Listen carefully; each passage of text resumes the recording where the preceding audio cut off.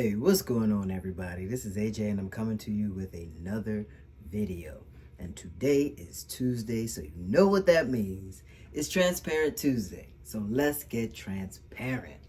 I'm in the kitchen right now. I just came back from the gym, so I am about to fix breakfast. So if you hear a lot of clutter or clanging or whatever, that's just me preparing a meal. And I figured I would talk to you all while I do it. Brief video. I'm actually just going to be answering a question that was sent to me, or that was asked of me. Someone asked me, first of all, let me just make a disclaimer. I'm going to be talking about genitals with bottom surgery, and the like. So if you don't want to hear about things like that, click off of this video, go to another video, and you can enjoy that. If you do want to stay around and listen, please feel free to do so. Like I said, it's not going to be a long video. It's basically a short and sweet answer, but I just want to elaborate a little bit with my answer to the question. So the question was, and thank you to the person who asked the question, and I know you were genuine in asking, and that you're going through some things right now regarding this whole issue with bottom surgery for you. So I hope what I say in this video will help you to make your decision, and best of luck with everything. So the question was, is it better to have a METOIDIOPLASTY before you have a PHALLOPLASTY? Now, I can only say in my experience, for me, it's not a matter of better or worse, or it wasn't a matter of better or worse. I wanted to have METOIDIOPLASTY before my PHALLOPLASTY, just to alleviate dysphoria. My whole issue was trying to use an STP, and I hated them. I really hated wearing them. They were very uncomfortable. They were very rigid, so when I went out, it always looked like I had a boner. And I did not like that, and I didn't like the way that it felt in my pants. I didn't like the way it looked in my pants, and I just stopped wearing them altogether. But it gave me a lot of dysphoria because I'm going to the bathroom and I'm using a stall, but you know, you still, even though you're in a stall and the door is closed behind you, sometimes you do want to stand anyway. But I figured for me, it'd be better for me to have a METOIDIOPLASTY just to alleviate all of that. So I did. I had a METOIDIOPLASTY in July of 2023, and it went very well. Had minor complications, but they were easy fixes. Basically, the first complication that I had was a UTI, and that was fixed within a matter of a week or so, just by taking antibiotics. And then because I took the antibiotics, I ended up getting jock itch. So that was horrible. I mean, everything down there itched. But, you know, with a METOIDIOPLASTY, the surgeon just basically uses what you have from bottom growth from taking testosterone and making it into what they call a neophallus, or a little micro penis. And I had UL, urethral lengthening, and that allowed me to be able to stand to pee. I also had oophorectomy, which was getting rid of my ovaries, because when I did have my hysterectomy way back in like 2015, they left the ovaries in. So I just had those removed. And then I also had a vaginectomy and a scrotoplasty with testicular implants. All of that encapsulated my METOIDIOPLASTY. So once I had that and got through everything, my first initial voiding with my new neophallus, or with my neophallus, because neo means new, you know, I was so happy to be able just to stand and use the bathroom. So that was my reasoning for getting Meta before my phalloplasty. So, but there is no better or worse. It's just a matter of what each individual person wants, what your preference is. It doesn't make having a phalloplasty easier if you have Meta first. That's not how it, maybe it does, maybe it doesn't, I don't know.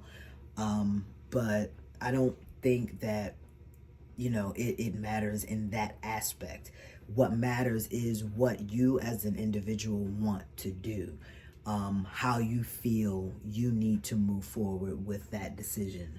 And for me, my decision was to alleviate some of the dysphoria about me not being able to stand to pee and just having the METOIDIOPLASTY. Because when you have phalloplasty, now I had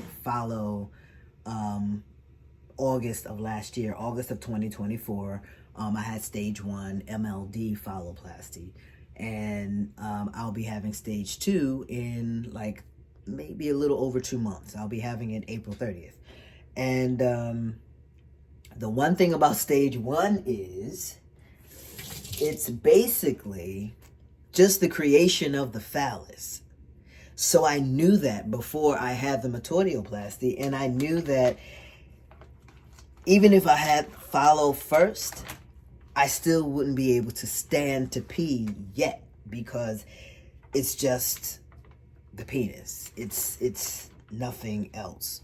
It's just the creation. So basically right now, like I said in the previous video, I do have 2 phalluses. I have the one that was created from my bottom growth from METOIDIOPLASTY, and then I have the one that was created through MLD phalloplasty. But I am able still to stand to pee with the phallus from my METOIDIOPLASTY. Once I have stage 2, what they're going to do is, excuse the water, like I said, I'm cooking.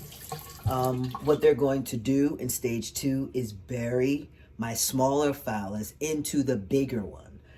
They're going to do another UL, and that will allow me to use my bigger phallus to be able to go to the bathroom like I want to. And because they'll be burying the smaller one into the bigger one, that will give me the sexual sensation that I want. So, yeah. That is, I'm putting my bacon in the oven, don't worry about it. That is what I chose to do. Like I said, it is individual for every person. You don't have to have Meta before phallo. I know some people who chose to have Meta before phallo, and once they had their METOIDIOPLASTY, they were perfectly fine. They didn't even want to have phallo. I'm not saying that happens for everyone. It is a preference.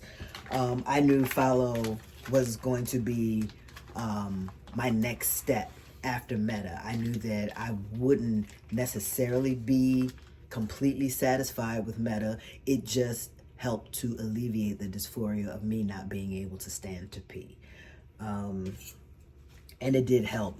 Once I started using my neophallus to pee, standing up, I really didn't have any dysphoria about that.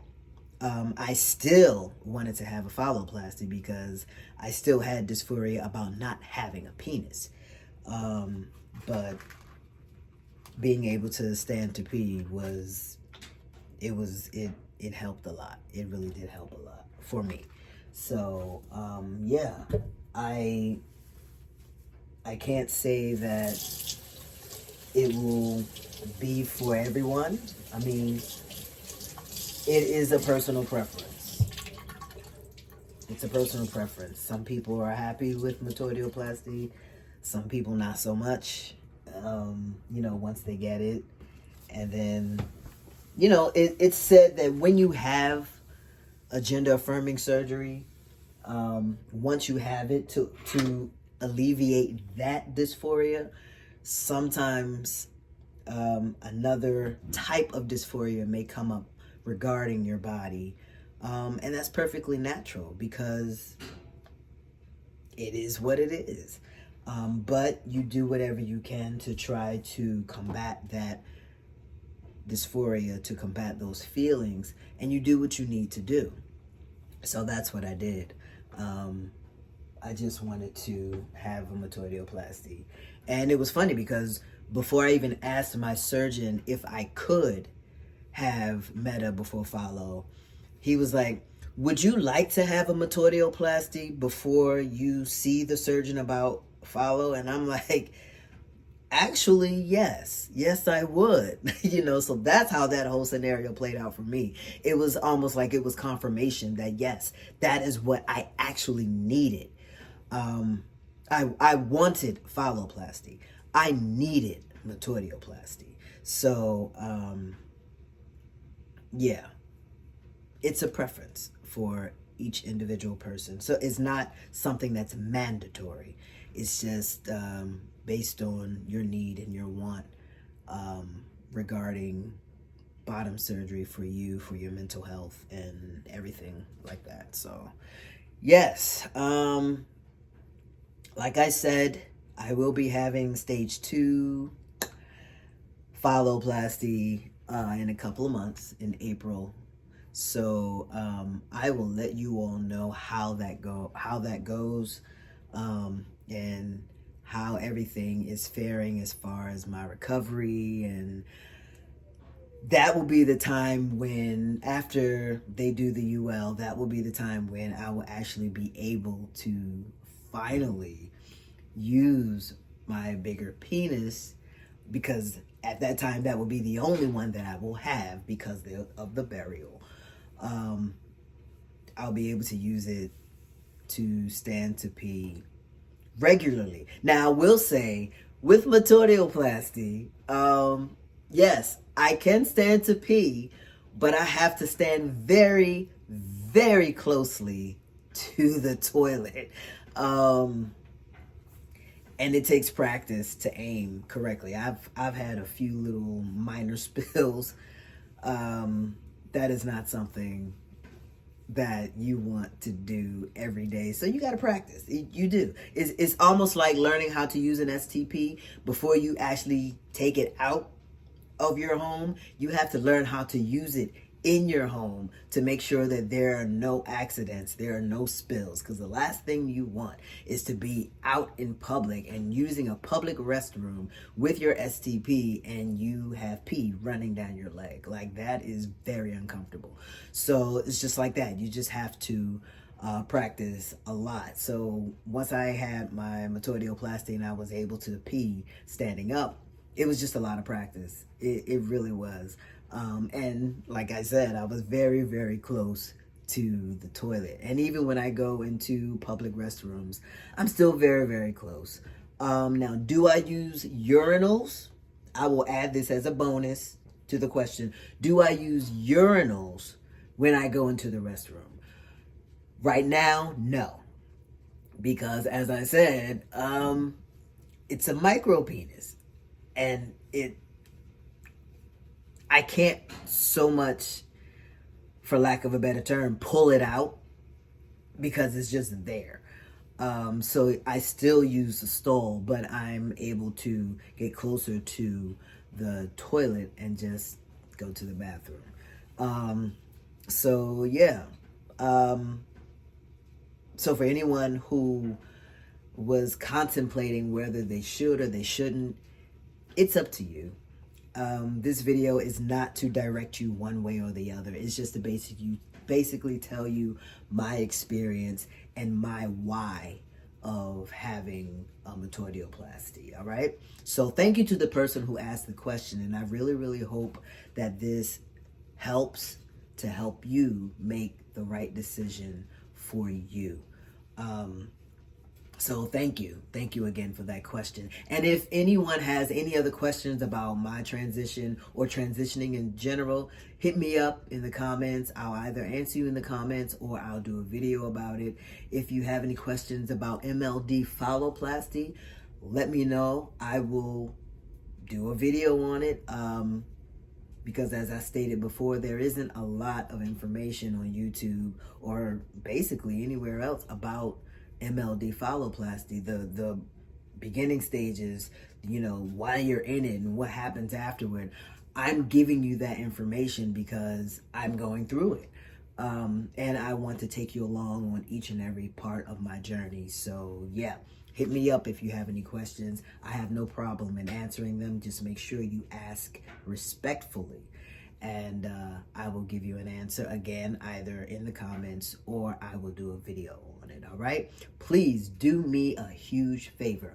Like this video, subscribe to my channel, and hit that notification bell so you get notified when I upload more videos. Thank you so much for all of your support, for watching my videos, and for following my journey. Enjoy the rest of your morning, afternoon, evening, or whenever you are watching this. Be good. But if you cannot be good, then be good at it. A.J. out, y'all.